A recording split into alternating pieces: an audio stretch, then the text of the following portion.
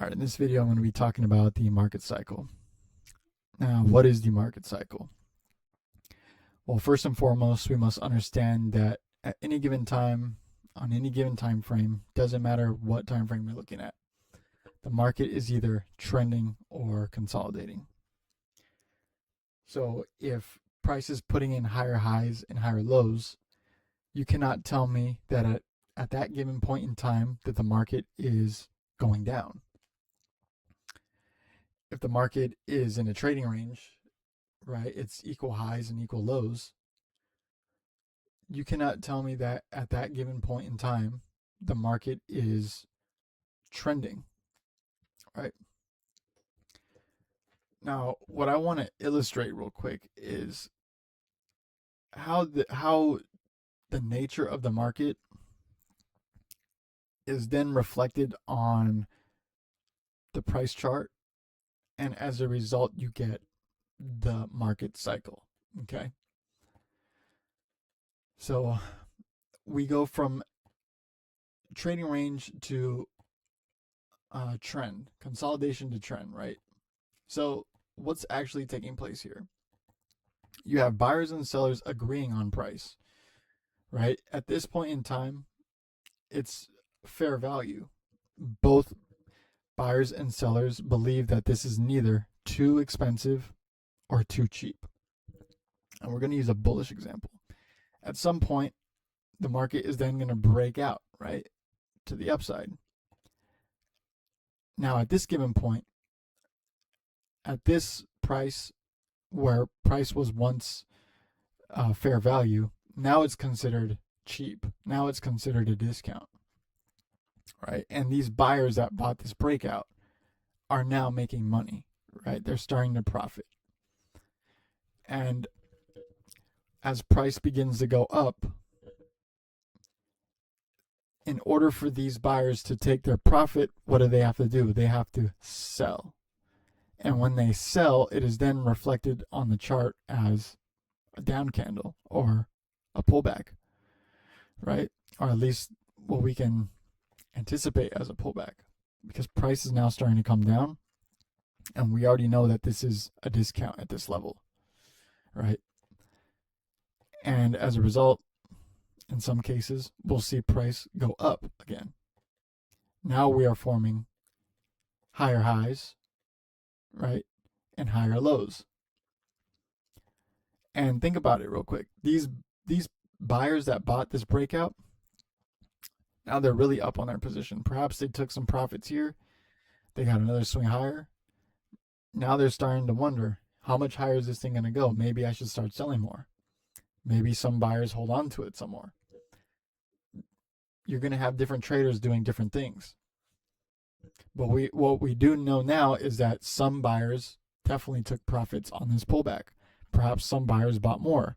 Perhaps some buyers held from the breakout here because there was too many buyers and not enough sellers at this price. And let's say we get another pullback again and the same thing happens. Same logic as the first time. These buyers are taking profits up here. And then price goes for another swing higher, right? Now we can clearly see higher highs and higher lows. And as price goes higher, you're getting less and less bulls either holding onto the position or buying these prices, right? So again, these buyers that bought this breakout, the price is starting to trend up. They're starting to see this trend line resistance as a reason to exit, perhaps. And you're already up a bunch, right? Maybe you took profits here, maybe you took profits here, but at some point, you know that this trend is getting weaker the higher it goes. On top of that, bears are then starting to enter scalps, right? Because they see that they were able to make a profit scalping this short. Perhaps maybe they can catch another short down here. So bears are starting to position in, or maybe they shorted this pullback here. Price went higher. They shorted again, right? They doubled down on their position. And again, it's not just institutions against retail. It's institutions against institutions. And they have lots of money, they have lots of capital. So they can afford to sell right here, sell again, sell again, sell again, and then get out with a profit with a little scalp to the downside because they have that much money to play with, right? They don't have small accounts, right? They have very large accounts and they could do that kind of strategy where their win rate is very, very high. So it's not out of the realm to imagine that there's more and more sellers starting to position in as prices going higher. So bears are starting now to position in. They're starting to get less and less bulls starting to position in because, well, they're not going to buy up here. And you have to start to imagine that they're going to start giving up on pullbacks, and the buyers that bought this breakout are starting to exit with a full profit. And eventually the price will then break that trend line to the downside. Now, up until this point, I'm not automatically thinking bear trend at this point, right? Because you don't know if the trend's over yet, and you don't know if this will be a trading range. I wouldn't consider it a bear trend until you see a lower high and a lower low. Now this is a bear trend. Now we're going down, right? But price doesn't do that very often. Sometimes this is just a deeper pullback and bulls buy it again and they bring it higher. Now you have an even wider range, right? Now you have an even wider trend. Still a bull trend, right? At no point was this a bear trend. Even though we broke below that swing low down there, doesn't make it a bear trend until you see lower highs and lower lows. Now, and it also doesn't make it a bull trend until we see another higher high, right? So let me erase real quick. Let me go back to where I was. Back to here, right? So up until this point, there's a range of things that can happen. I guess 3 things that can happen. You do get a bear trend from here, which I showed you, the lower highs and lower lows. Perhaps we put in a swing higher and the bull trend evolved into from what was a tight bull trend to a wide bull trend, a broad bull trend. Or you get another trading range. And then the cycle repeats. But eventually, the market will then go back into a consolidation, whether it trades higher, whether it starts to form a bear trend, and then maybe this whole entire price action is a trading range, and then it breaks out again. Right. So what I'm trying to do is illustrate you, kind of putting you in the mind of the participants in the market, right? Because a lot of traders will want to buy that first pullback and then take the price higher. But it's like, dude, the best price to buy was this breakout right here. This was the best price to buy because not only is it the best price, not only are you're not getting a better price, also it's the strongest point in the trend, right? So if you believe that this is the start of a trend, look at how high this trend ended up going. It's the highest probability trade you're going to take is down here. So all I'm trying to do is illustrate not only the market cycle, how it goes from trading range, trend, trading range, trend, breakout, trend again, but also the mind of the participants and what kind of actions they're taking. All right. So let's go into a chart and I'll show you exactly how this takes place. Let me just do one of these. Okay. So I actually cherry picked this example because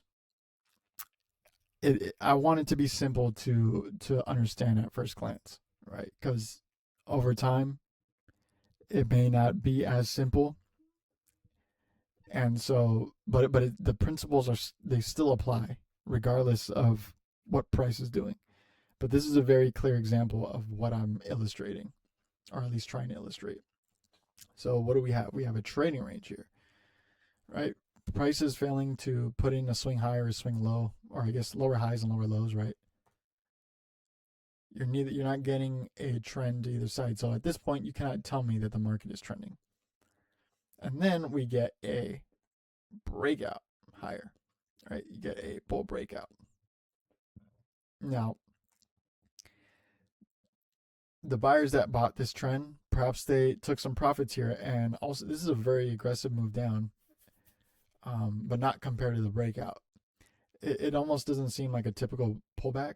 So what may have happened here is that bulls did start to take profits, because you got to imagine that there's some bulls that are long down here at these lows. So maybe they aggressively took profits, and perhaps bears believe that this was just too pricey. Perhaps it was a failed breakout, but in this case, it was not. It was a successful breakout, and like I said, you started to get these higher highs, higher lows as the price went higher. Right, so you have higher high right here. Sorry, higher low. It doesn't need to be perfect. All it needs to show is that the price is putting in higher highs and higher lows, and that is true. It's in a bull trend. So we have consolidation, breakout. Once we get a pullback, that starts the channel phase, the trend phase, the higher highs and higher lows, right? Then we get a break lower. But up until this point, I'm not viewing this break as a bear trend until what? Until you put in a lower high and then a lower low. But in this case, we don't get a lower low, right? And in fact, we get another bull breakout higher. So now I know that this trend has evolved into a more broad channel compared to what we to where we started, right? Now we have some pretty good context here. Now we know that, hey, we have these higher highs and higher lows forming. Now we know where we would like to buy. We know exactly what this trend is. We know exactly the behavior of this trend. We know exactly the condition of the market we are in. We are in a broad bull trend that once was a tight bull trend. Then we got this break. Then we're speculating. Is this the start of a bear market? Is this the start of a trading range? In this case, it was the start of a even wider trend than we had here at the beginning, right? And then price ended up, let's see, I'm bringing this line up here. Price ended up breaking below our trend line here. And now I'm starting to look at, okay, what is the state of the market now? What is the market condition? Is this breakout the start of a bear trend? We need to see lower lows and lower highs form in order for that to be the case. Is this going to be a trading range, which it ended up turning out to be, or is this going to be an even wider trend as we break out higher, right? Up until this point, right, when we see this breakout, we wouldn't know that. We need to see more information before we consider what the market behavior is going to be like next. In this case, it was a a trading range. And then we get a bear breakout. Even this price action here is also part of it. Then we get a bear breakout, right? The strongest part of the trend, the start of the trend, the bear breakout, right? And you start to get a consolidation or a pullback phase, right? These bears are starting to buy back to take their profits, right? So you have the breakout, and then what do you have? You have the pullbacks, and as a result, you get these lower highs and lower lows, right?